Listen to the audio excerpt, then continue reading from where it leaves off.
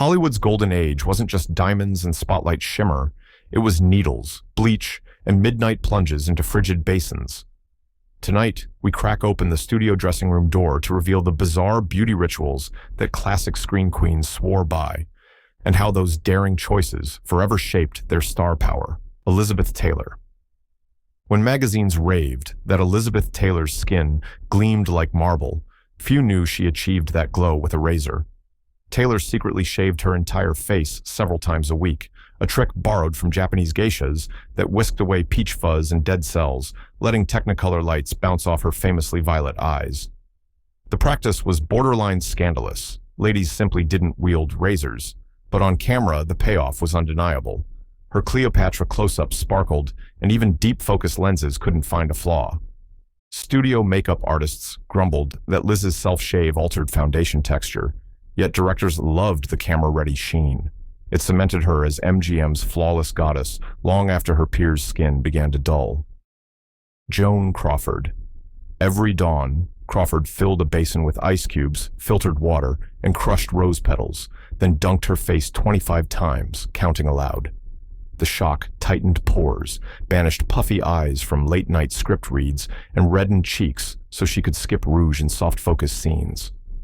Crew members joked that the actress's screams echoed through bungalow walls, but Crawford insisted the ritual slapped vanity back to life. The result? A granite jawline that photographed fierce and Mildred Pierce, and a reputation for iron discipline that matched her on-set authority. As younger ingenues wilted under studio schedules, Crawford's frosty baptism helped her reinvent herself decade after decade, an ice-cold edge both on-screen and off. Marlene Dietrich. Refusing to let time dictate her close-ups, Dietrich devised a nightly routine worthy of a battlefield medic. She threaded surgical tape behind each ear, yanked upward, and secured the strip beneath impeccably coiffed wigs, creating an instant razor-sharp jaw and cheekbone silhouette. Some evenings, she upped the ante, lacing a fine chain under her chin for extra tension. The tape often tore skin, and Dietrich's scalp bled from hairline tugbacks, yet the camera worshipped the illusion. Her shadow-lit face in Destry Rides Again became a masterclass in cinematic contouring. By controlling her own angles, she kept casting directors guessing her age and preserved the mystique that made her a continual box office draw through the war years and beyond. Jean Harlow. To birth the term platinum blonde, Harlow let stylist Alfred Pagano paint her hair with a blistering brew of peroxide, ammonia, Clorox bleach, and Lux laundry flakes, so caustic it singed pillows and left her scalp raw. Weekly applications rendered her locks snow white, catching studio spotlights like molten silver and turning her into an overnight sex symbol. But the cost was brutal: chronic migraines, brittle strands that snapped like straw, and rumors the fumes hastened the kidney ailment that killed her at 26. Still, that blinding halo made executives redesign costumes to amplify the shine, and other starlets, the peroxide pioneers, risked their own scalps chasing her electric aura. Harlow's lethal rinse rewrote Hollywood's beauty color wheel, proving extremes could mint a legend, no matter the fallout. Ready for another peek behind the powder room curtain? Buckle up. These next 4 rituals are even stranger, and every one of them rewired Hollywood's beauty playbook. Rita Hayworth. Columbia Pictures dyed Margarita Cancino's brunette waves a blazing auburn, then fried them weekly with hot lights and pin curl irons. To rescue those abused locks, Hayworth slathered her scalp in kitchen-grade olive oil, wrapped a towel turban, and let the grease sink in for 15 minutes. She followed with a scalding rinse, laced with fresh squeezed lemon juice, to cut the residue and brighten the red. Crew members joked the set smelled like a salad bar, but when she whipped that glossy mane across the screen in Gilda, audiences gasped, and the Rita flip became a wartime pin-up staple. The low-tech soak preserved her signature waterfall long after rival starlet's hair turned to straw, proving a $5 pantry hack could outshine any salon tonic. Greta Garbo. Garbo's famous half-lidded stare wasn't born in a Max Factor lab. It came from petroleum jelly mixed with ground charcoal, spread directly onto her lids before shadow. The Vaseline gave studio lights a liquid sheen, while the pigment deepened the crease into infinite mystery. It was messy, Hot Klieg's turned the goo runny, and assistants dabbed her cheeks between takes, but the result hypnotized viewers and cinematographers alike. The Swedish Sphinx leveraged that glossy smoke to convey emotion with a single blink, keeping dialogue to a minimum and her legend sky high. Even when talkies roared in, Garbo's wordless glare still sold tickets worldwide, all thanks to a trick drugstore chemists swore was only for wounds. Audrey Hepburn. After mascara, Hepburn sat beneath the dressing room mirror, painstakingly separating every single lash with a sewing pin. The process could take 20 minutes, blood pressure spiking minutes that terrified makeup assistants, but it fanned her lashes into a feathery halo, the camera magnified tenfold. Directors of Roman Holiday and Breakfast at Tiffany's ordered close-ups to capture that innocent doe-eyed blink, and a new beauty ideal, wide, childlike eyes, swept post-war fashion magazines.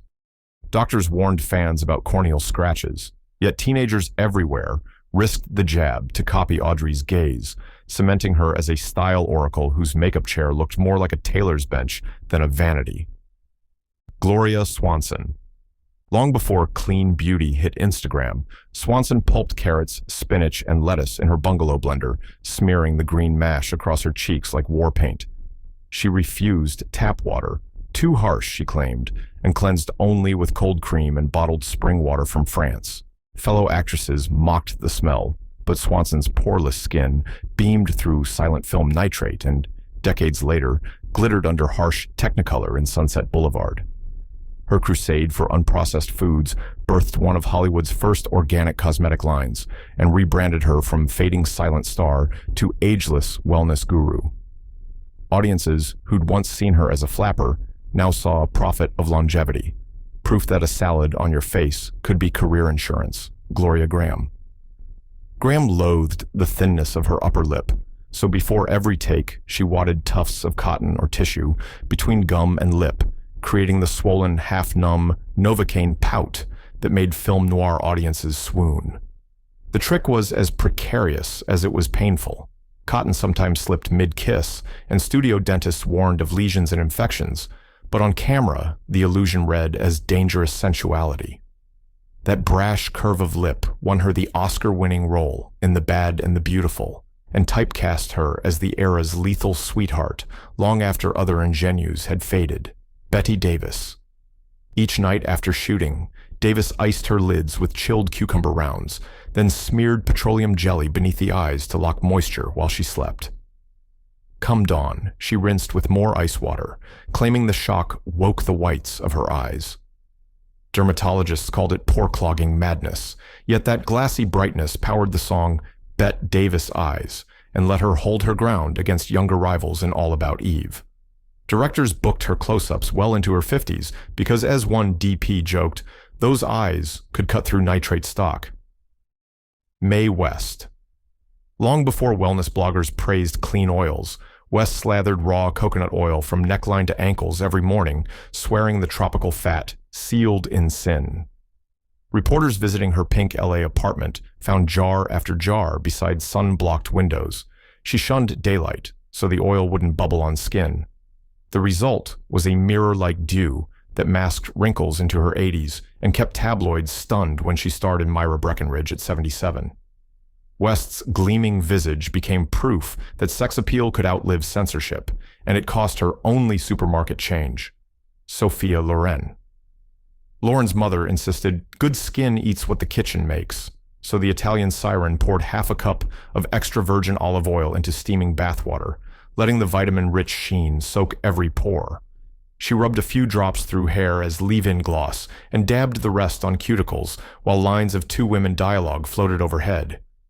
Crew said the set smelled like a Tuscan trattoria, but under cinema lights, her skin looked sun-kissed yet ageless, fueling magazine spreads that crowned her eternal goddess well past her 40th birthday. Today, at 90, she still credits that slick green soak for a radiance no high-tech serum has matched. Marilyn Monroe. Dermatologists begged her to wipe it off, but Monroe insisted that the faint downy hair sprouting on her cheeks made studio lamps kiss her skin like mist on satin.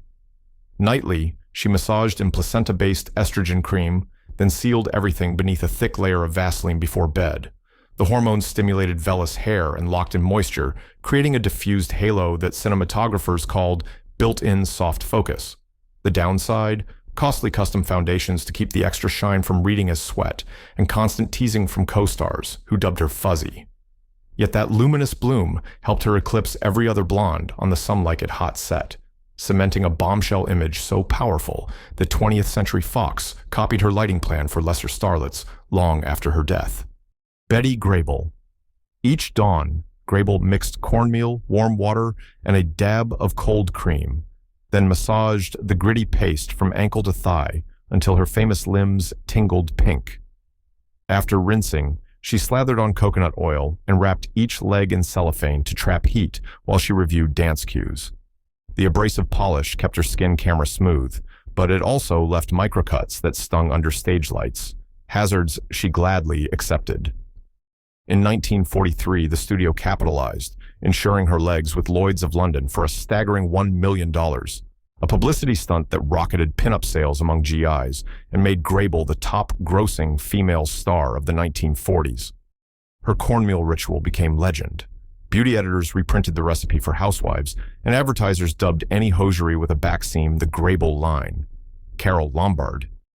Lombard hated the freckles that dappled her porcelain nose, so she kept a bowl of squeezed-out lemon halves in her trailer icebox.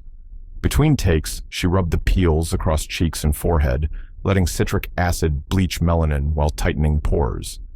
The sting sometimes raised welts, forcing makeup crews to dab calamine before close-ups, but under nitrate film, the payoff was ethereal, a matte, glowing complexion that popped in screwball comedies like My Man Godfrey. When gossip columnists leaked her citrus secret, cosmetics counters sold out of lemon-scented toners overnight, and Paramount ordered stylists to add Lombard lemons to every dressing room. Even after her tragic 1942 plane crash, beauty editors cited the zesty peel as proof she was a bright spirit inside and out. Theda Bara. Before Max Factor perfected grease paint, silent era vamp. Theda Bara brewed her own darkness, spoon-heating coal soot until it flaked, blending it with petroleum jelly, then pressing the paste along lash lines with an orange stick. The mixture smelled like a rail yard and melted in California heat, so assistants hovered with blotting linen between every reel. Yet the result, twin pools of black that widened in flickering lamplight, gave Bara an aura of forbidden danger in hits like A Fool There Was. Her homemade coal inspired copycats across America. Drugstores began stocking vamp black pomades, and moral crusaders blamed her smolder for corrupting youth. Though talkies soon eclipsed her career, the smoky-eyed template she forged endures on runways a century later. From hormone haze to lemon stings, these daring hacks sculpted legends, and sometimes scars. Which ritual shocked you most? Let us know below. Tap subscribe for more untold Hollywood secrets, and remember, beauty fades, but a good story burns forever.